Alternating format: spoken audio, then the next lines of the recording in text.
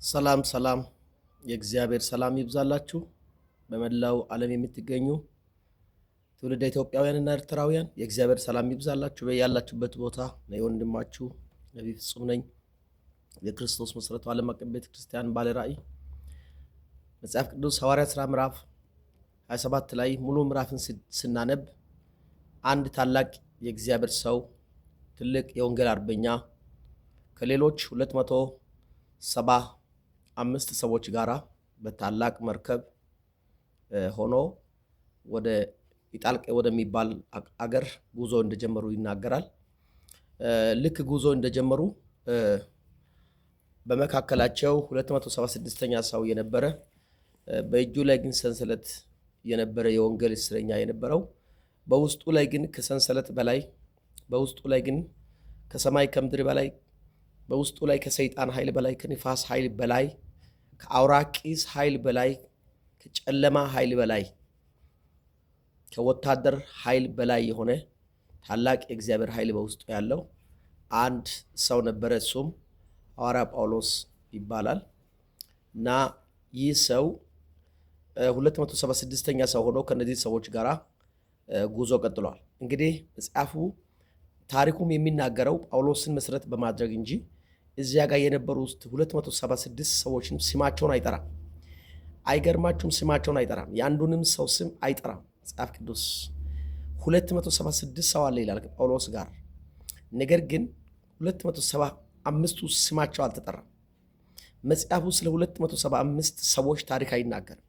መጽሐፉ ግን ስለ አንድ ሰው ታሪክ ይናገራል።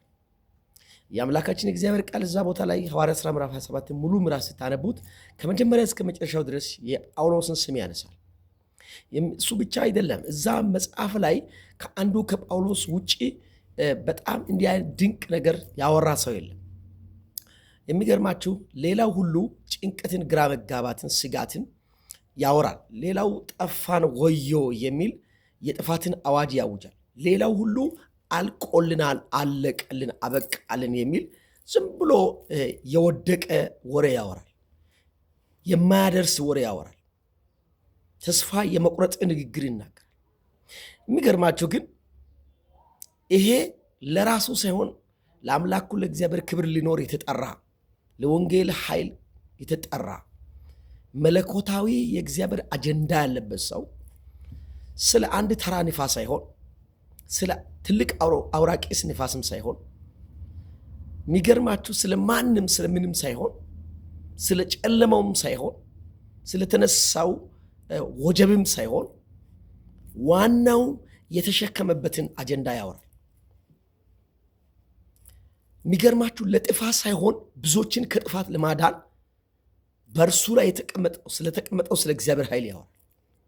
ባራሴ ክሮዲላ ባሳ በእኔ ላይ እግዚአብሔር ካስቀመጠው ኃይል ውጭ ሌላ ነገር አላወራም። አሁን በዙሪያ ላይ ያለውን ነባራዊ ሁኔታ ለመናገር አልተጠራው። የተጠራሁት የእግዚአብሔርን ተፈጥሮ ኃይል የእግዚአብሔርን መለኮታዊ ጉልበት ለመናገር ነው የተጠራሁት። ወንጌል ለመናገር ነው የተጠራሁት።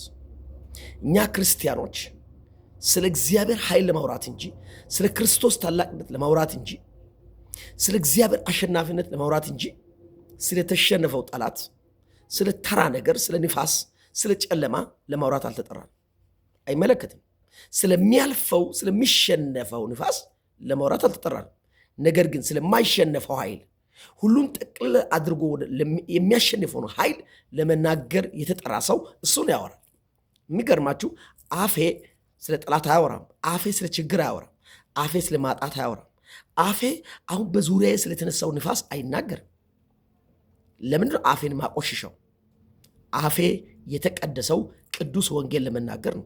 ቅዱስ የእግዚአብሔርን ስም ለመናገር ነው። ቅዱሱን የጌታ ኢየሱስ ስም ለመናገር ነው። ሁኔታዎችን የሚቆጣጠረው ከሁኔታዎች በላይ የሆነውን የእግዚአብሔርን ኃይል ለመናገር ነው። የእግዚአብሔርን ስም ለማወጅ ነው የተቀባሁት የተጠራሁት። ስለዚህ የእግዚአብሔር ሕዝብ ሆይ እዚህ ሐዋርያት ሥራ ምዕራፍ 27 ሙሉ ምዕራፍ ስታነቡት መጠነኛው ንፋስ ተነሳ ይላል፣ መካከለኛው ንፋስ ተነሳ ይላል፣ አውራቂስ የሚባለው ንፋስም ተነሳ ይላል።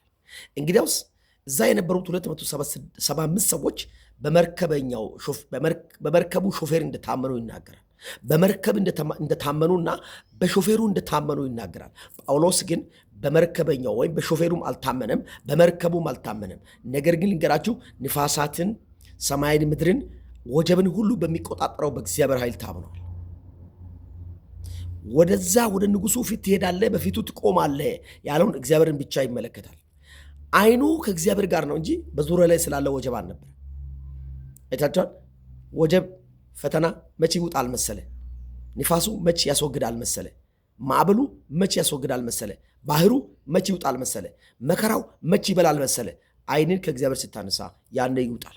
ትዝ ይላችኋል ማቴዎስ ወንጌል 14 ከቁጥር 26 ጴጥሮስ ጌታ ኢየሱስ በውሃ ላይ ሲራመድ አየና እሱም መራመድ ጀመረ ይላል። ነገር ግን ጥቂት እየሄደ እያለ አይኑን ከኢየሱስ አንስቶ በማዕበሉ ላይ አደረገ ይላል እና ፈራ ይላል። ከዚያ በኋላ የሚገርማችሁ በትክክል እንደ ኢየሱስ እንዳንተ እንዲመጣ ይዘዝ ብሎ ነበረ። ኢየሱስ እንደኔ ና አለው። እንደ ኢየሱስ ተራምዶ መሄድ የጀመረው ሰውየው አሁን እንደ ሰው መስመጥ ጀመረ ማለት ነው። ንገራችሁ፣ ሁኔታዎችን ኮንትሮል ለማድረግ የምትፈልጉ ከሆነ አይናችሁን በጠራችሁ በእግዚአብሔር ላይ፣ አይናችሁን በወደዳችሁ በእግዚአብሔር ላይ አርጉት። አይናችሁን ሁኔታዎችን ሁሉ በራሱ ቁጥጥር ስር ባደረገው በእግዚአብሔር ላይ ይሁን። የጳውሎስ አይን በጠራው በእግዚአብሔር ላይ ስለነበረ ታውቃላችሁ፣ እንዲህ አለ፣ እናንተ ሰዎች አትፍሩ፣ ይልቁን ተነስታችሁ ብሉ አለ። እንዲህ አሉት፣ እኛ ምን ያደርጋል መብላት? ስለምንሞት ምን ያደርጋል መብላት አሉት። ስለምንሞት ባንበላ አይሻልም ወይ አሉት። ነገር ግን ታውቃላችሁ፣ እንዲህ አለ፣ ተነስቶ በላ ይላል። እሱ ሲበላ አይቶ ተጽናኑ ይላል፣ በሉ ይላል። ከዛ እንዲህ አለ፣ ከእናንተ አንድ ነፍስ አይጠፋም፣ አይደለም እናንተ አለ፣ ከጸጉራቸው አንድ አጠፋም አለ። ሁላችንም በደህና እንደርሳለን አለ። የሚገርም ነው። ከዚህ ሰው የተነሳ መርከቡ ተሰብሯል ይላል። ሁሉ ነገር ፍርክስክሱ ወጣ ይላል። ወጀብም አልቆመም፣ ንፋሱ አውራቂሱም እንደነበረ ነው። መርከቡም ሁሉ ተሰብሯል። ነገር ግን በንፋስ መካከል፣ በአውራቂስ መካከል፣ በጨለማ መካከል፣ በግርግር መካከል መጽሐፍ ሲናገር በደህና ደረሱ ይላል። በቃ ንፋሱ ይኑራ፣ ወጀቡ ይኑራ፣ ፈተናው ይኑራ፣ ምን አገባ አንተን እያለ አልፈህ ትሄዳለህ። እንደ ኔም ኦፍ ጂሰስ ትሄዳለህ ነው የሚልክ። በጌታ በኢየሱስ ስም ትደርሳለህ። የእግዚአብሔር ሰላም ይብዛላችሁ። ንፋስን አትፍሩ፣ ነገር ግን ከንፋስ በላይ የሆነውን ንፋሳትን ሁሉ በሚቆጣጠረው በእግዚአብሔር እመኑ። ይህን መልእክት ለብዙዎች አድርሱ። ፈተናን ለሚፈሩት፣ ንፋስን ለሚፈሩት፣ አሁን የሚሸነፈውን ሊሸነፍ ላለው ለችግር ብለው እጅ ለሚሰጡ ወዮ ለሚሉ ሰዎች ሼር አድርጉት። በኢየሱስም ልባችሁን አደፋፍራለሁ። እመኑ በእግዚአብሔር፣ ልባችሁ አይታወቅ፣ በእግዚአብሔር እመኑ፣ በእኔ እመኑ ተብሎ ተጽፏል። ዮሐንስ ወንጌል ምዕራፍ 14 ቁጥር 1 ላይ በእግዚአብሔር እመኑ፣ በሁኔታ አትመኑ፣ በእግዚአብሔር እመኑ። እነግራችኋለሁ፣ ንፋሱ ራሱ ይወገዳል። ንፋሱ ራሱ ይጠፋል። በቃ ንፋሱ ያልፋል፣ ሁኔታው ያልፋል። እናንተ ግን ትቀጥላላችሁ ከኃያሉ ከእግዚአብሔር ጋር። በጌታ በኢየሱስም ሰላም ይብዛላችሁ። ወዳችኋለሁ። ቴንኪው